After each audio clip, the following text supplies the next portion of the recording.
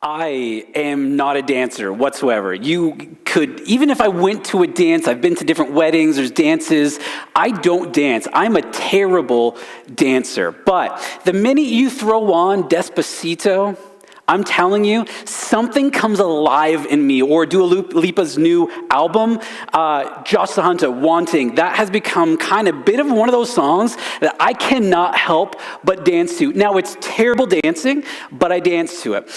And you probably wouldn't know, but even on regular Sunday nights, when I leave the project, when I'm leaving something that is like a little bit more intense, there's a lot of people involved, I'll even get into my vehicle and I'll throw in my go-to, which is Under Oath. It's a little darker, it's a little heavier, but it's for something relaxing about hearing someone scream that makes me feel all good inside. There's probably something wrong with me, but if it's really when I'm with my kids that I get to the hard stuff, like the Frozen 2 soundtrack or Moana. But in all seriousness, I actually envy musicians. I envy their ability to take life experiences, to take this emotions, to take life and really package it and compact it and deliver it in a way that I can never express myself. Whether that's just because I can't find the words to express it, or because in those positions where I feel like I don't feel safe to express those things. Musicians have this ability to take all of that and package it and deliver it in a way where you're just like, oh my goodness, this is my jam, this is how I feel.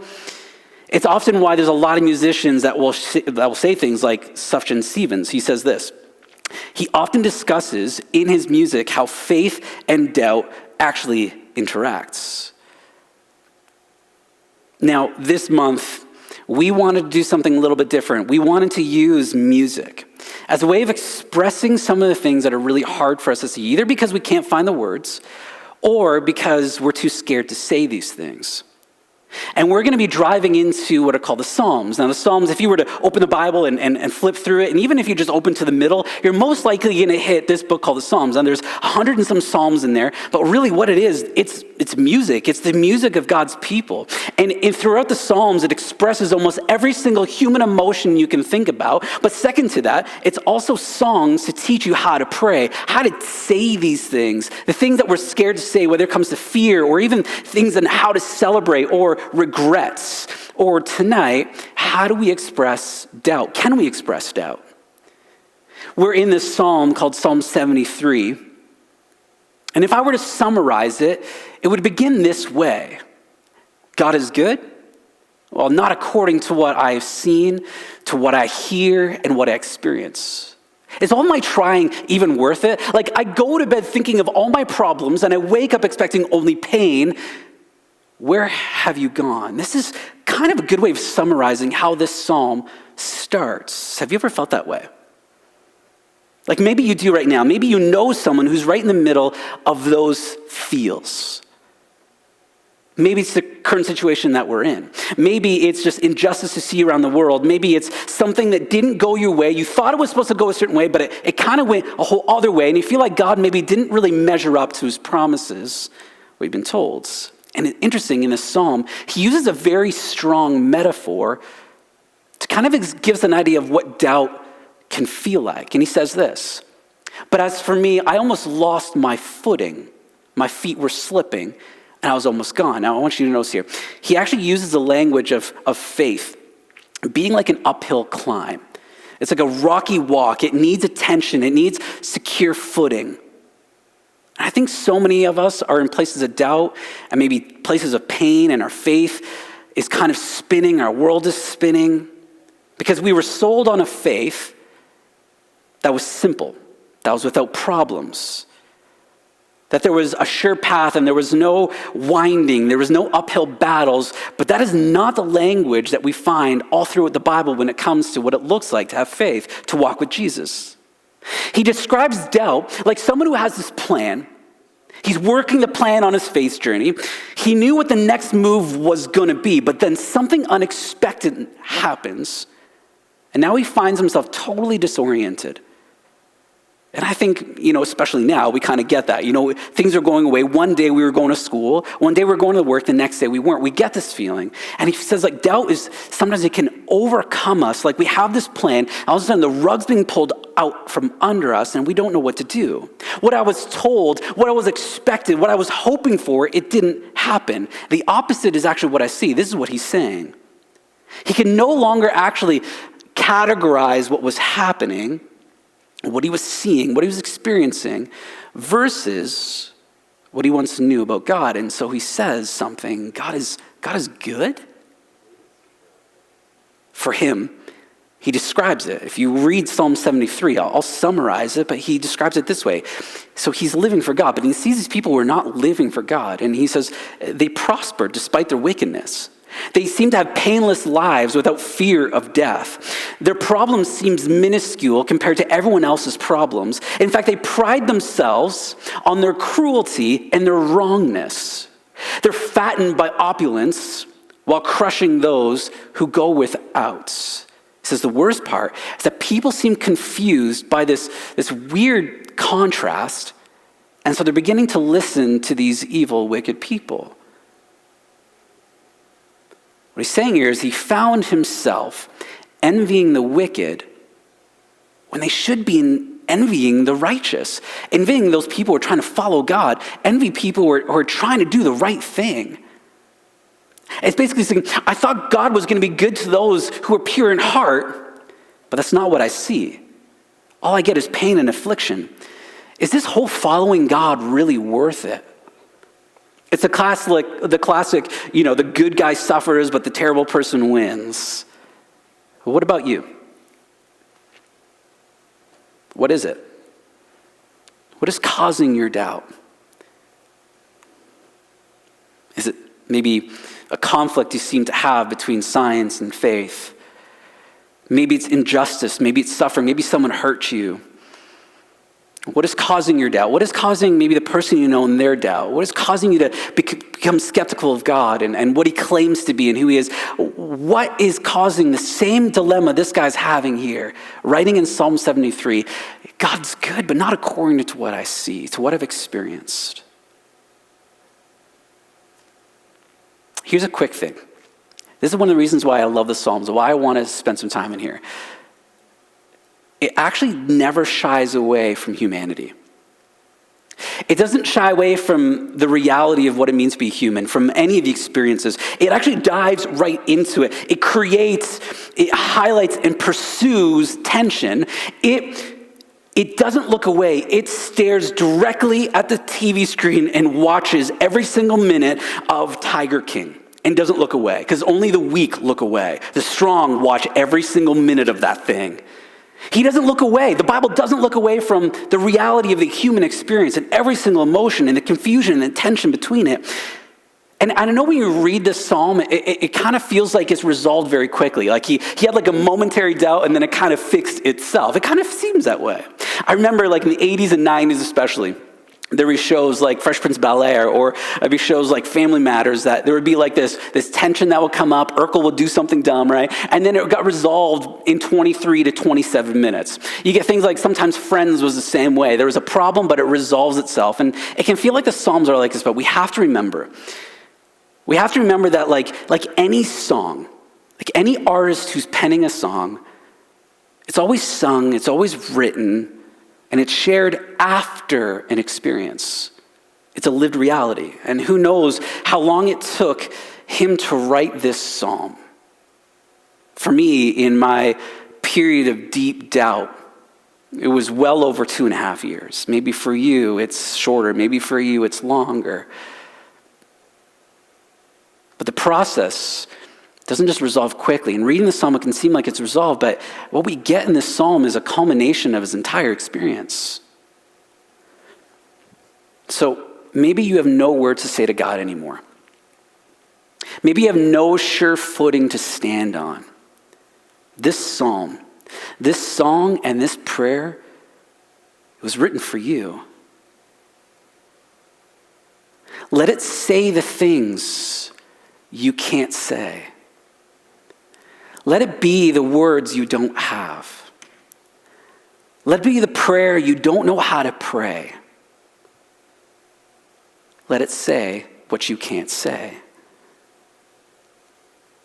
There's a couple things I want to notice as we kind of dive into this over the next few minutes. I want you to notice something. One is this, that doubt is normal and actually often healthy. Notice it doesn't shy away from it. Just because doubt is an unpleasant experience, it doesn't actually make it wrong. And we wouldn't have this psalm if he didn't walk through this doubt. Also, you're not bad. You haven't done anything wrong. You're not in sin. Doubt is normal. And like I said, often can be healthy. The second thing we notice is this, is that faith is not opposite to reason, but it can conflict often with what we see. And thirdly, we need to see these moments of doubt as actual learning experiences. Now, let me say it this way. You could be walking through a time of doubt, of skepticism. Your world is being rattled a bit. Your faith is being shaken a bit. You could actually be in a point of your understanding and your journey with Jesus that what used to make sense doesn't actually make sense anymore. Why? Well, especially at this age, is because so much of what you didn't worry about, what didn't bother you before, maybe will start bothering now as you grow up. Your faith may just need to grow up. It may actually just need to catch up to your development and your growth. Your faith 10 years ago, your faith 1 year ago, it just won't do it anymore.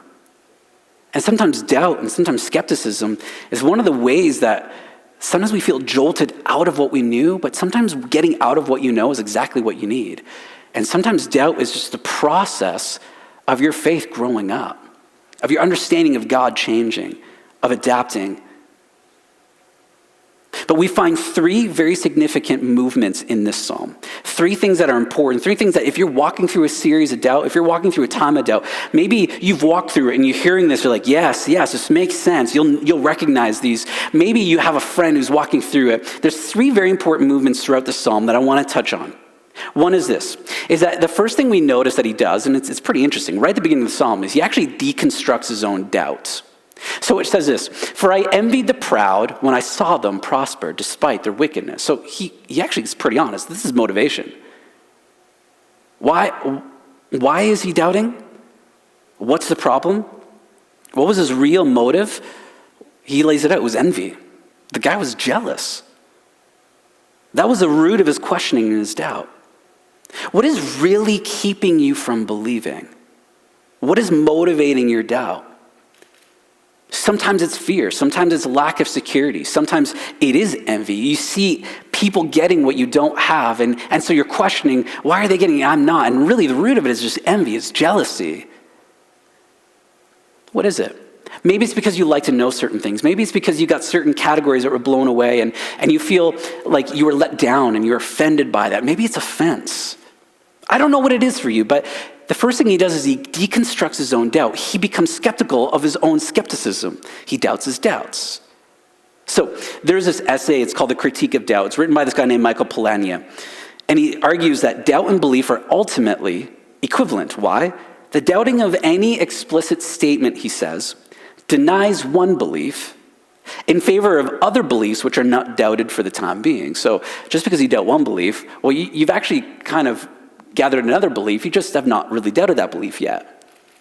To doubt means to begin adopting another belief, another system of understanding. And until we allow ourselves to become skeptical of our skepticism, we actually could become just as dogmatic as we were before about something else. So what is the belief you're adopting?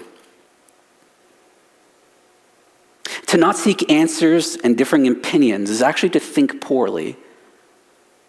And I think it's to be disingenuous. To just say that you're doubting, you have skepticism, that's good, that's healthy. I mean, that's normal. But if you weren't taking your time to actually doubt your doubts, to really get a well-rounded view of things, it's being disingenuous. And I think it can be super dangerous. And I think it's actually just really bad thinking. What we need to do is be able to hold things in tension, to be able to hear things maybe we want to hear, while at the same time hearing things we may not want to hear. As you may be in a place of doubt, the first thing you need to do is just doubt your doubt. And it's interesting. Because I remember when I was going through my process, my wife was really good at poking holes and making me doubt my doubt in a good way, in a healthy way, in a loving way. She helped me become level-headed. In the moment I felt like, oh, of course you'd say that. Yeah, I know that. But over time I began to see, she knew what she was doing. And even it happens here. If you were to read the other part of this psalm, it says this: "Then I went into your sanctuary, O God, and I finally understood the destiny of the wicked. Truly, you put them on a slippery path and send them sliding over the cliff to destruction. In an instant, they're destroyed, completely swept away by terrors. When you arise, O Lord, you will laugh at their silly ideas, as a person laughs at dreams in their morning." He took a time, he stepped back, and he realized, oh my goodness, it may seem like they have it all together now, but maybe that's not actually the full picture. That's not the full story. He doubted his doubts. The second thing is that he actually realized his faith was tied to other people. He says in verses 15 to 17, "If I had really spoken this way to others, I would have been a traitor to your people. So I tried to understand why the wicked prosper, but what a difficult task it is. Then I went into your sanctuary, O God, and I finally understood the destiny of the wicked." Now, here's something you got to pick up. You can't think your way out of doubt. You didn't just think yourself into it. I heard one person explain, doubt is like a lake that's fed by many other ravines and little rivers. It's an experience of not just of your mind, but of your heart and your soul and your experiences, what you see. It is a full out thing. And so you can't just think yourself out of doubt, but especially in relationship to Jesus. When we doubt, we end up adopting almost a whole community of thinkers, of questions, of experiences, whether it's the books we read, it's the people we talk to, it's the places we engage in. When we doubt, it's like a whole family that we kind of allow into our life again. If the object of our faith is a person, and it's Jesus Christ, it's a relationship with him who is real, who wants a relationship with you, who calls you friends, who says he loves you and there's an opportunity to love him back. If the object of our faith is a person, is Jesus Christ, you can't think your way out of this problem. Nothing will replace going to the actual person. Nothing will replace actually seeking him out. That's what he said. If I'd really spoken this way to other people, and he moves on to saying, I try to understand, then I went into your sanctuary. I went into the place where your presence dwells. I went to where you were. In my doubt, when I couldn't understand, I went to the place where I could meet you. In your doubt, you got to go to the person to whom you're doubting. I relate it this way. So I don't know if I shared this story before, but I remember it was I think it was last month or a month and a half, so it wasn't too long ago. I remember waking up at 4 a.m. In the morning. I woke up sweating heavily because I had this nightmare that Catherine, my wife, had actually hired a contract killer to kill me. It was a very vivid dream. So much so that I woke up at 4 a.m. I literally looked over my wife, who was sleeping soundly, by the way, and I said to myself, I wonder if I drove her to kill me. I was genuinely scared. And even when I went back to sleep and woke up the next morning and we were talking, I had this is that a warning from God? What is going on? It was, of course, a bad dream, but instead of just worrying about it, because it bothered me, I actually asked Catherine. I told her, this is the dream I had. She's like, are you crazy? You think I'd kill you and leave myself with our 3 kids? No way would I do that. And so there was something going to her. I had all these fears, I had all these anxiety, and I just went to her and she cleared it up. Same here. Immerse yourself in another experience that will help you process your struggle. I guarantee you're not the only person needing or asking these questions and wrestling with what you're wrestling through. He went to the temple to reshape his mind. His community was there. Worship and understanding God was there. Go to where God is in your doubting. And I got to tell you, this is a very hard thing to do. It is not simple. I know, because I know week after week, month after month, year after year, it was very, very hard to go to church. It was very hard to even just utter some sort of prayer. It was hard to give God that space and time in my heart, my mind. It was hard. But from my experience, can I tell you, hold on. Hold on. Keep going to where Jesus is at. Even if you don't even want to be there, keep going. Why? Because it's next thing. And this only comes by actually walking through this, by working through it, by being patient in it. This third part, if you were to hit the eject button right now in the middle of it, you'll never get to this third part. Never. It's only those who hold on, that keep going, will get this. And it's this. At the very end, right before the elastic kind of snapped in his life, he came to see that God was actually incredibly near in the exact place he thought God was far away. He says, then I realized that my heart was bitter and I was torn up inside. I was so foolish and ignorant. I must have seemed like a senseless animal to you. So he's coming to a point where he's recognizing what actually was happening in his heart throughout this time, however long this was. Yet I still belong to you. You hold my right hand. You guide me with your counsel. So instead of God reprimanding him, he found that God actually grabbed his hand, held his hand, leading me to a glorious destiny. Whom have I in heaven but you? I desire you more than anything on earth. My health may fail, and my spirit may grow weak, but God remains the strength of my heart. He is mine forever. Those who desert him will perish. If you destroy those who abandon you. But as for me, how good it is to be near God. I have made the sovereign Lord my shelter, and I'll tell everyone about the wonderful things that you do. This is why I know this just wasn't a 30-minute Family Matters kind of episode in this guy's life. You don't get to this point until you actually wade through your doubt over time. My story is when I was ready to snap. It literally came down to this weekend. I mean, there had been weekends before. I'm like, man, this is getting really hard. It's been a couple years. I don't know if I keep doing it. This one weekend, I was away somewhere, and I just like, this is it. This is the last weekend. I'm so tired. Like, it was exhausting mentally, physically, emotionally, spiritually. It was just so exhausting. And there was this really crazy, unexpected moment. I was watching this super lame video. And then this girl started singing this worship song. And right from the get-go, the minute she started singing, my heart began to crack and break. And I could hardly stand up, and I'm not a crier. And I couldn't hold back. It was the song Take Courage. And I'll be very honest with you. Worship is one of those experiences as a Christian that I have a hard time engaging in. It's something that I practice and I do, but I have a hard time engaging in it. And this song, these lyrics, it says this, take courage, my heart. This is right in the middle of it. I was ready to crack, and I hear this, take courage, my heart.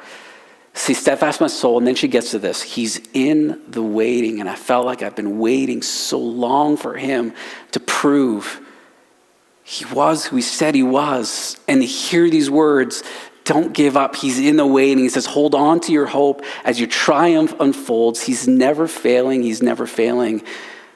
And I got to tell you, when I heard that, it's like God reminded me, I've been with you the whole time. You think I've left you alone? I've been right in the midst of it. And it was like those 2.5 years of pain, like absolved. Like it's just disappeared. It dissipated. And I felt like everything God was teaching me finally came to a head. And I was like, this is why. That is why. See, precisely when he thought, precisely when I thought I was alone, was when the author and when I realized it was God all the time, bringing us to a place of renewed dependence, of renewed faith, of a renewed relationship with God. See, God was present the whole time. He was restructuring my faith. He was restructuring this psalmist's faith. He was restructuring beliefs. He was restructuring perspectives. See, in the midst of your doubts, when you're walking through, how do you get to point number 3? I can't stress this enough. You can't stop looking for God's presence in his apparent absence. Don't stop looking for his presence, what seems to be his absence.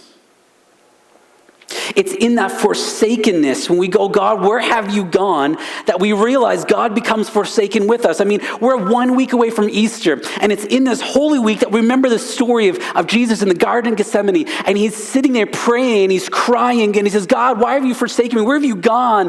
Where are you? On the cross, he says, why have you forsaken me? He echoes the words of the psalmist David, why have you forsaken me? And we realize that when we're in a place of doubt, we're in a place of desperation, what God invites us to do is to kneel beside Jesus in the garden and recognize that as we wallow in it, as we struggle and grieve, God is in the midst grieving with us. Knowing what we're walking through. Restructuring, rebuilding, renewing us. It's coming out of that process that I recognize that my faith needed to grow up. My understanding of God needed to shift. And I came out of it with a whole new idea of how God loves me, but also of a new relationship with God that I would not have had. I was holding on to something that I had for 10, 12, 15 years. And God was saying, that's not going to do you good anymore. And it's time to meddle a little bit in your sanity so that you can recognize that, 1, I'm always good. 2, I'm never going to leave you. And 3rd, I always want you to have a new experience with me. See, if I were to sum up this psalm, it would sound like this. God is good, not according to what I've seen, what I hear, and what I experience. Is all my trying even worth it? I go to bed thinking of all my problems and I wake up expecting only pain. Where have you gone? But it goes on. In your absence, I went to where you'd always been, just to see you again, to hear you again. I didn't stop. No matter how much I wanted to, I heard your faithfulness sung by others. I listened to the words that once refreshed my soul, and it was there finally where I realized I may have lost sight of you, but you never lost me.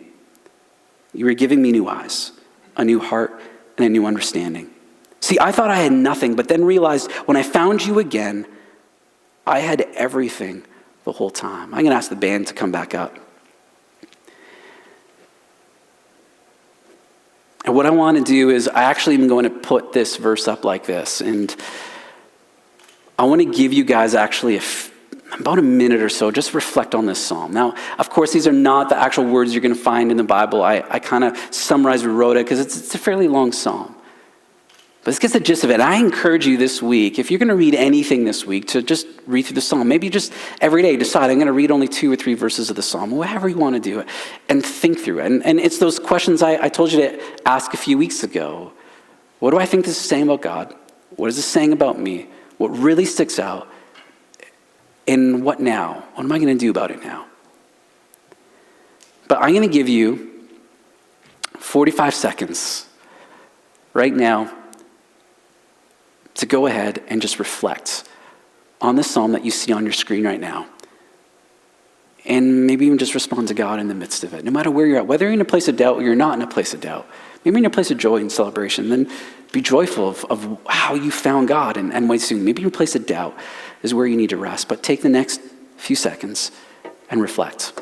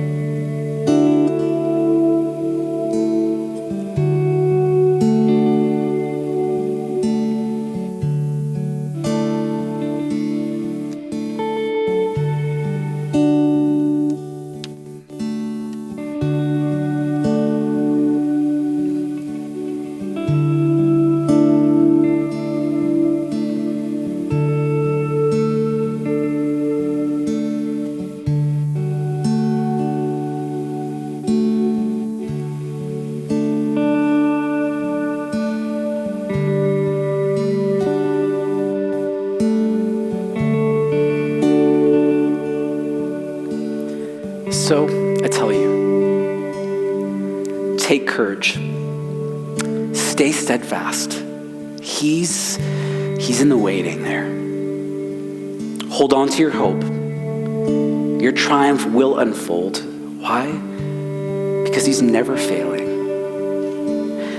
You may be listening to this, and maybe first time you've engaged church, maybe you've been watching this for a little bit. I always tell people, if you're looking to start a journey with Jesus, he says, come follow. He doesn't come believe everything that I tell you. He says, no, come watch, come follow, and come hear what I say, ask questions. It's a process to follow Jesus. We just want to help you do that, and so we have a resource. We just ask you, all you need to do is on your phone, text the word NEXT to 555-888. You're going to get a digital booklet, and it's just to help you start your journey towards Jesus. That's it.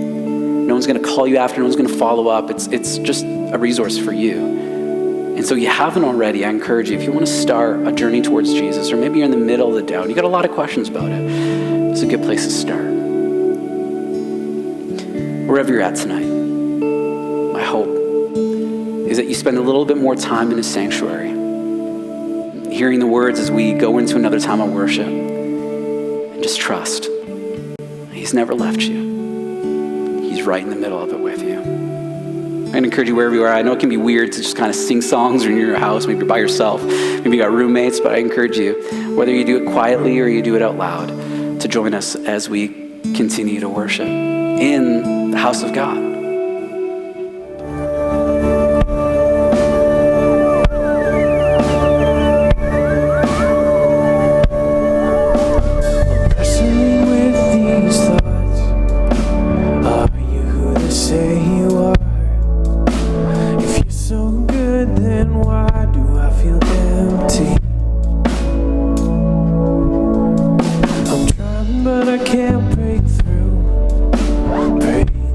So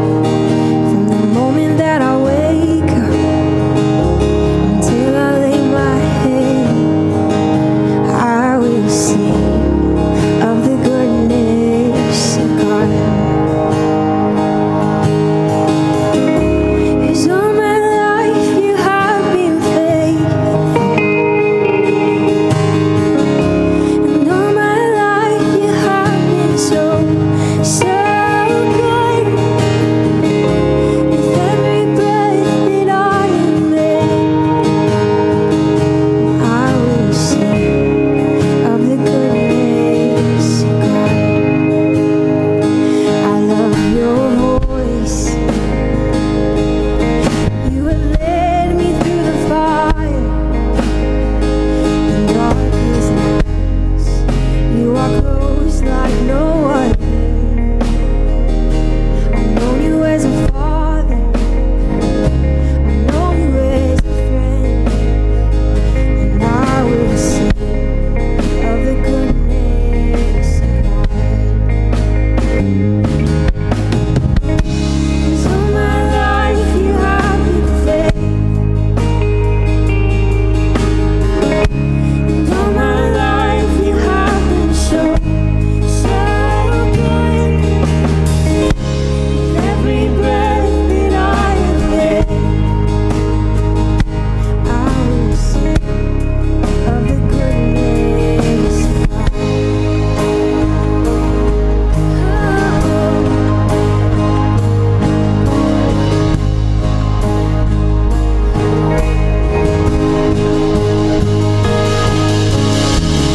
Your goodness is running after, it's running after me. Your goodness is running after, it's running after me. With my life laid down, I surrender now. I give you everything.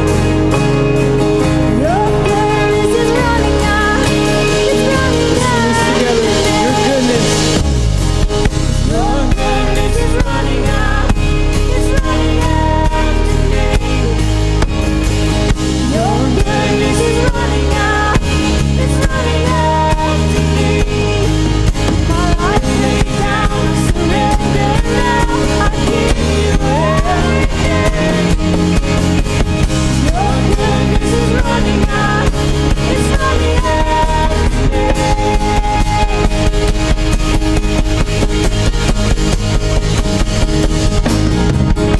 'Cause all my life you have been faithful. And all my life you have been so good. With every breath that I have oh, I'm gonna sing of the goodness of God. 'Cause all my life you have been faithful. And all my life you have been so good. With every breath that I have I'm gonna sing of the goodness of God. Oh, I'm gonna sing of the goodness of God. Sing it again. All my life, all my life. 'Cause all my life you have been faithful. And all my life you have been so good. With every breath that I am oh, I'm gonna sing of the goodness of God. 'Cause all my life, 'cause all my life you have been faithful. And all my life you have been so good. With every breath that I am I'm gonna sing of the goodness of God. Oh, I'm gonna sing of the goodness of God.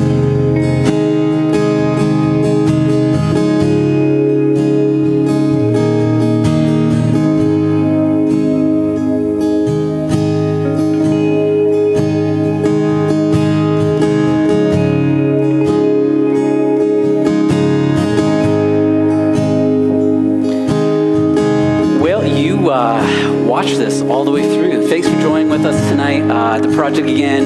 And yeah, just remember, wash your hands, stay inside as long as you can. Make sure you reach out to a friend, to someone that you know. Make sure they're doing okay. Make those connections. And also, as we end tonight, why don't you pick a song that just makes you dance?